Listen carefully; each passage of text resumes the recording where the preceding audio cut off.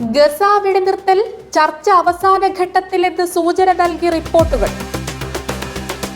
വായ്പാ പലിശ നിരക്കുകളിൽ 0.4% കുറവ് വരുത്തി ഫെഡറൽ റിസർവ്.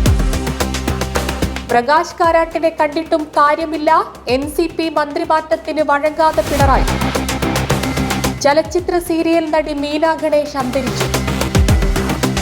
സംസ്ഥാനത്തെ മെഡിക്കൽ കോളേജുകളിലും സർക്കാർ ആശുപത്രികളിലും അനധികൃത അവധി, 324 ഡോക്ടർമാരെ പുറത്താക്കും. ആതിരപ്പിള്ളിയിൽ കാട്ടിൽ മദ്യലഹരിയിൽ സഹോദരനെ വെട്ടിക്കൊന്നു. സംഭവം പുറം ലോകമറിഞ്ഞത് ഭാര്യയെത്തി വനപാലകരെ അറിയിച്ചപ്പോൾ.